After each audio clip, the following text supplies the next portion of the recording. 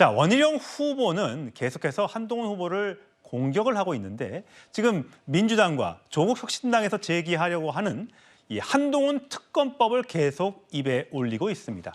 후보자 토론에서 나왔던 발언 들어보시죠.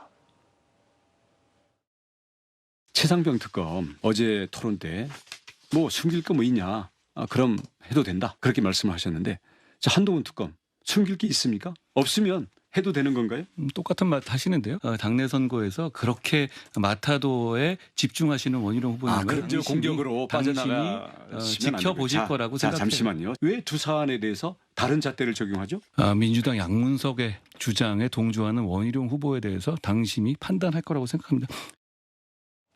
예, 최성 평론가. 네. 오늘도 원희룡 후보는 한동훈 향해 당당하니 본인 특검도 받을 것이다 이렇게 하면서 우리가 최상병 특검법을 수정안이라고 하지만 한동훈 후보가 제기했으니 저쪽에서 덜컥 받으면 한동훈 특검은 우리가 어떻게 피해갈 수 있겠느냐 이렇게 주장을 하고 있습니다. 그러니까 지금 당내에서는 저 주장이 조금 과도하다고 생각할 수 있지만 원희룡 후보 입장에서는 충분히 주장할 수 있는 거예요. 왜냐하면 이번 선거 캠페인이 진행되는 한 달 동안 실제로 한동훈 후보의 어떤 그 이른바 설화 리스크가 실제 한동훈 특검의 당위성을 부여했다. 사실은 민주당 주장이 말이 안 되더라도 이른바 문자 논란으로 일궈진 그런 사안에 대해서 한동훈 후보가 조금 말하자면 정면 대응하는 과정에서 좀 드러나지 말아야 할 것들이 드러났고 그다음에 내가 여기서 조금 더 얘기하면 정부 여당이 위험해진다든가 아니면 뭐 다른 논란에 대해서 이번에 그 공소 취소 논란에 대해서도 사실 말하자면 민주당이 공세를 좀 빌미를 유도한 측면이 있기 때문에 원희룡 후보 입장에서는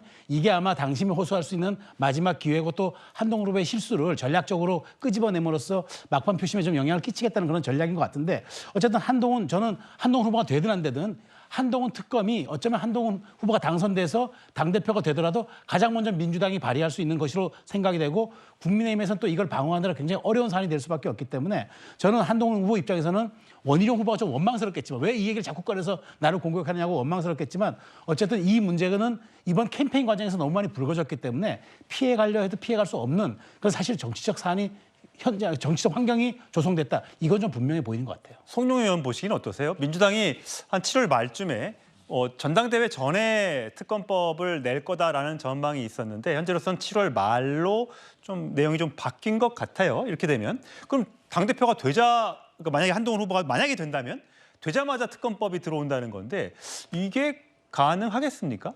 일단 그 조국혁신당에서 소위 말하는 한동훈 특검법을 하나 발의를 일찌감치 하지 않았습니까? 그때 조국혁신당 12명의 의원들만 공동으로 발의를 했고 민주당은 거기 참여하지 않았습니다. 예. 그 민주당이 그래도 그때 참여하지 않은 것은 공당으로서의 마지막 최소한의 염치가 남아있었기 때문이 아닌가 그렇게 생각이 됩니다. 왜냐하면은 우리가 특검법이라고 하는 거는요. 특정인, 그러니까 어떤 대상이 되는 사람을 정해서 그 사람에 대해서 탈탈 털어보자는 식으로 특검법을 만들면은 그것은 위헌입니다. 그런데 민주당이 그때는 그래도 발의에 참여하지 않다가 이제 와서는 저런 한동훈 특검법이라고 하는 것을 추진해서 뭐 표결하겠다라고 하면은 그건 공당으로서의 최소한의 책임마저도 없는 것이죠. 그러면은 국민의힘 내부에서 아무리 전당대회 과정이라고 하지만 이런 것에 동조하고 손을 들어주겠다는 정치인이 나오면 안 됩니다. 그런 점에서 원희룡 후보의 태도가 참 아쉽고요. 사법시험 수석까지 하신 분이 이런 그 위헌적인 법률에 대해서 뭐 막을 방법이 없다 이렇게 말씀하시면 되겠습니까? 제가 꼭 드리고 싶은 말씀이 전대는 짧고 정치는 깁니다. 예. 전당대회 투표는 내일이면 끝나지만 정치는 그 다음으로도 몇 달, 몇 년을 두고 계속이 되는데 원희룡 후보가 이런 태도를 취하면 앞으로 당원들로부터 어떤 그 동조를 얻을 수 있을지 좀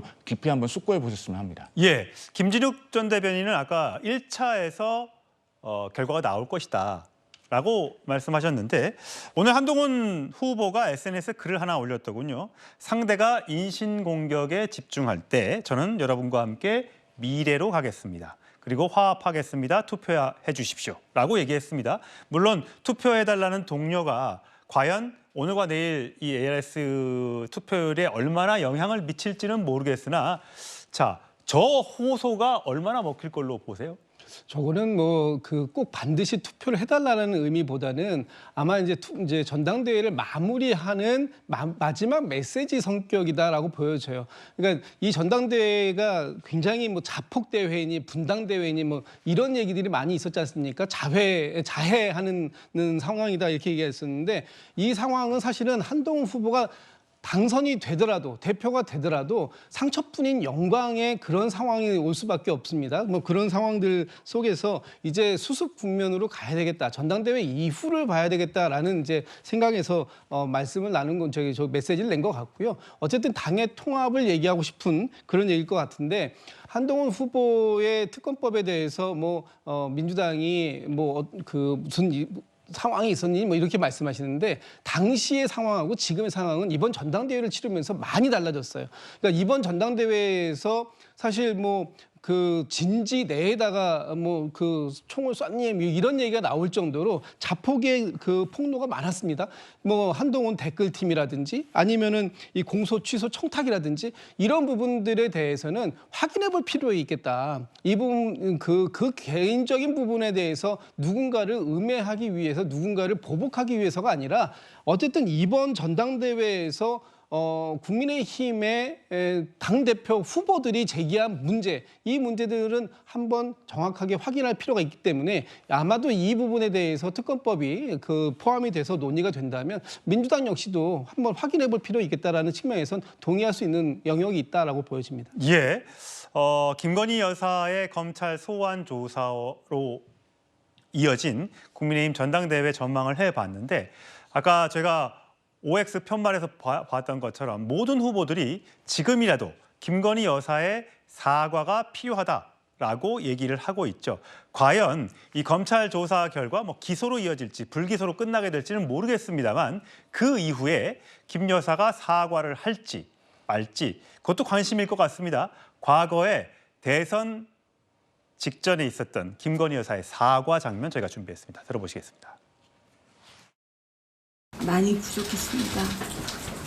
앞으로 남은 선거 기간 동안 조용히 반성하고 성찰하는 시간을 갖겠습니다. 그리고 남편이 대통령이 되는 경우라도 아내의 역할에만 충실하겠습니다. 잘못한 저 김건희를 욕하시더라도 그동안 너무나 어렵고 힘든 길을 걸어온 남편에 대한 마음만큼은 거두지 말아주시길 간곡히 부탁드립니다. 예, 저 사과가 있었고 결국 윤석열 대통령이 당선이 됐습니다. 과연 이번 전당대회 기간에 불거졌던 또 김건희 여사의 추가 사과와 관련된 내용 앞으로 어떻게 될지 또 두고 보도록 하겠습니다. 저희는 민주당으로 가보겠습니다.